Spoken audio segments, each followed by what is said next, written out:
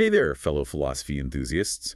Ever find yourself pondering how logic, shapes not just our philosophical musings, but things like economics, even our understanding of the world around us? Well, get ready to dive deep because today we're exploring the fascinating world of William Stanley Jevons. A 19th century thinker who really blurred the lines between economics and philosophy, leaving behind insights that still resonate with anyone, really anyone interested in how we think. And to guide our exploration, we'll be drawing primarily from the Stanford Encyclopedia of Philosophy's entry on Jevons. Yeah, consider this your express lane to understanding this complex figure. We'll be distilling down his core ideas across a whole bunch of fields. Logic, philosophy of science, philosophy of mathematics, and even philosophy of What economics. we really want to dig into is how looking through a philosophical lens helps us understand Jevons' work and the impact it's had. Think of this as your philosophical map to navigate his ideas. So before we get too far, let's do a quick intro to the man himself. William Stanley Jevons, born in Liverpool back in 1835.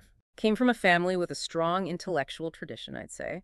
Studied chemistry, and very important for our discussion, logic under the well-known Augustus de Morgan at University College London. He even spent some time in Australia working as an assayer. But his mind never really stopped exploring, from railway policy to even meteorology. And after he returned to get his degree, the 1860s were a whirlwind of breakthroughs for him. We know from his diaries he had this, aha moment about economic value and made huge strides in logic with his idea of the substitution of similars. From there, his academic career really took off. He landed positions at Owens College, Manchester, and eventually got a professorship back at UCL. And get this, he won a gold medal in not one, but 5 subjects: logic, moral philosophy, political philosophy, history of philosophy, and political economy. Talk about an interdisciplinary mind. Tragically, though, his life was cut short in 1882 in a drowning accident. Now, being philosophers, I think we're naturally drawn to the foundational stuff. So let's start with what Jevons called the laws of thought. Right, and for him, these weren't just helpful guidelines or anything. He considered them fundamental, objective, existing in the nature of thought and things. Exactly, and this is where it gets really interesting for us, thinking about the basis of thought itself. He argued these laws are so essential that even trying to disprove them uses them. You can't escape them, can you? Nope. He pointed to the law of identity A equals A, pretty straightforward. Then there's the law of contradiction, A equals 0. Essentially, something and its opposite can't both be true. And finally, the law of duality, also known as the excluded middle, A equals AB plus not AB. Meaning any A is either B or not B. Right. To him, these formed the bedrock of all scientific inquiry and logical reasoning. He called them the prior conditions of all thought and all knowledge. But even within these seemingly self-evident laws, he found a bit of a head-scratcher, especially with the concept of sameness, or identity. He questioned what exactly makes something sufficiently similar for a substitution to work in a logical argument. I can see how that gets tricky. He used the analogy of a sample representing a whole batch of something, like, a small scoop of coffee beans representing a whole bag. If the sample's a perfect match, you can make reliable inferences. But the problem, as he pointed out, is figuring out what perfect representation even means in practice. That leads us straight to his big idea about inference, doesn't it? The substitution of similars. Precisely.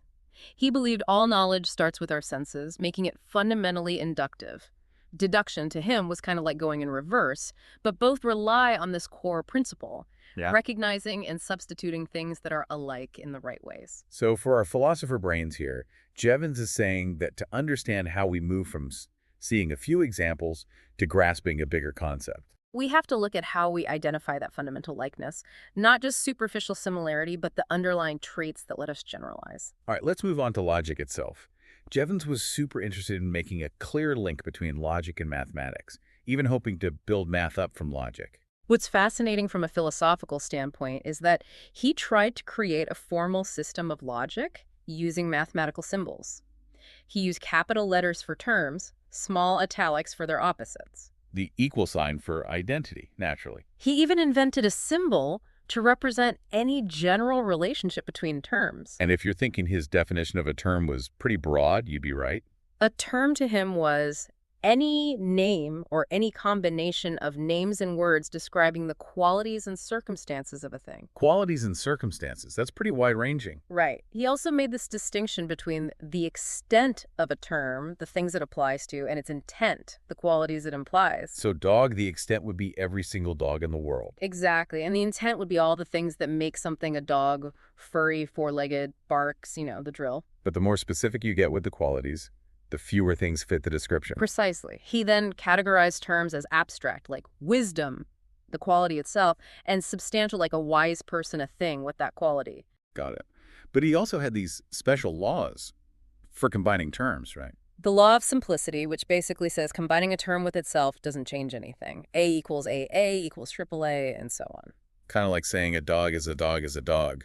And the law of commutativeness, which means the order you combine terms in doesn't matter. AB equals BA. So a big red ball is the same as a red big ball. Now, when it came to propositions, Jevons saw them as statements of identity under certain conditions. So simple propositions like A equals B, he used the equal sign to show that connection. But he wasn't a fan of using some, that indeterminate adjective, So instead of all A or some B, he preferred A equals AB. Showing all of A is identical to a part of B. He really wanted to be precise, and he went on to lay out all these different forms of direct inference within his system. From the super basic to the more complex ones involving simple and partial identities. And get this, he even showed how the classic Aristotelian syllogisms fit perfectly within his framework. He even tackled disjunctive propositions, the ones that give you options. Right, and for that, he used a special symbol to show non-exclusive alternatives, like coffee or tea or both. It's different from how we use or sometimes, where it can mean you have to choose one or the other. So I'm guessing he saw some connections between logic and math here. Definitely. He even pointed out this imperfect analogy where A or A equals A, which is kind of like how in math, A plus A equals 2A.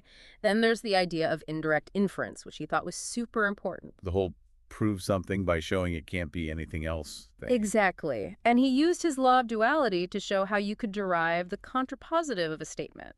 Like, if A equals AB, then not B equals not B and not A. I'm starting to see how this all gets pretty complex, especially when you add more and more terms. Absolutely. And Jevons knew that. He came up with the logical alphabet, which is basically all the possible combinations you can make with a set of terms. But the problem is, the more terms you have, the more combinations you get. It quickly becomes too much to handle manually. Sounds like a headache waiting to happen. So to solve that, he invented some early computational tools, the logical slate and the logical abacus. These were seriously innovative for their time. Talk about a logic pioneer. Lastly, for logic, he really grappled with induction. He saw it as way more intricate than deduction and, the basis of all our empirical knowledge. He recognized that induction relies on rules of thumb and trial and error. He even laid out specific ways to induce simple and partial identities. But he didn't shy away from the problem of induction either. The whole question of how we can justify saying something's true in general just because we've seen it happen a few times. Right, and he thought probability theory might be a way to tackle that inherent uncertainty. Which brings us to his philosophy of mathematics, probability, and statistics. Jevons believed math should ultimately be built on logic, which is interesting when you compare it to someone like Boole. It's a fascinating philosophical point. He tried to define number by counting distinct units in space or time. He even suggested giving each identical unit its own special name based on where it was in space. So like if you had a bunch of coins, each one would get its own label based on its position. Exactly. But as Frege later pointed out, this runs into problems. If you're using the same symbol for identical units, they can't really be distinct in the way Jevons needed for his system to work. So Frege was saying Jevons' idea was too tied to physical things when numbers are more abstract. Exactly. Frege argued that numbers are properties of sets, not just physical objects. So while Jevons was trying to ground math in a more concrete kind of logic, Frege thought he missed the mark. So even though he built this whole logical system, its application to math didn't really stick, except maybe in teaching. Pretty much. While his logic textbooks, like Elementary Lessons in Logic, were really popular, his foundational work on math didn't really catch on. But that's not the whole story, of course. Right, we can't forget his contributions to probability and statistics. He was a true pioneer in bringing statistical and econometric methods to the social sciences, one of the first to really use quantitative tools to study economic stuff. Like his 1863 work on the depreciation of gold, right? Exactly. In A Serious Fall in the Value of Gold, he looked at the impact of the gold rushes in Australia and California. He used index numbers, calculated with the geometric mean, arguing this would balance out what he called multiplicative disturbances, though, to be fair, that specific idea hasn't held up empirically. But the way he used probability to try and distinguish cause and effect from just coincidence was pretty innovative for its time. Absolutely. And his application of the method of least squares, even with the mathematical limitations of the time, was groundbreaking. He even made this interesting distinction between different kinds of means or averages, Right, he borrowed from Quetelet's work. and differentiated a mean as an approximation of a real value from an average or fictitious mean, which is just a simple arithmetic average. So like the average height of everyone in a room versus the average height of all humans? Exactly. He thought the fictitious mean was really useful for summarizing tons of information into a single number, like total consumption versus average consumption. And he even recognized that people are all different, and that averages still tell us something useful. Yeah, he got that individual behavior varies, but in large groups, these quirks kind of cancel each other out, creating this idea of a typical consumer. He saw how helpful averages were for business and trade, but also cautioned that you can't forget about individual differences when making policy decisions. And that's where character comes in, this idea that character could bridge the gap between general trends and individual quirks. Now, when it comes to his philosophy of economics, Jevons is often portrayed as a hardcore mathematical deductive economist. And at first glance, that seems about right. He did seem to build his idea of market prices from what he called the mechanics of utility and self-interest. He envisioned markets with perfectly rational, forward-thinking people who had all the information they needed. But he acknowledged that this perfect rationality wasn't always the case in real life, didn't he? He did. He believed that the ability to plan ahead and make decisions based on future outcomes varied depending on factors like intelligence, character, and even the overall progress of society. So character wasn't just some random side note. It played a real role in his economic thinking. While he often worked with this model of representative individuals who all had the same character, he knew real people were more complicated. He believed these deviations from the ideal were partly due to differences in character, which he saw as influencing things like work ethic and how far ahead people planned.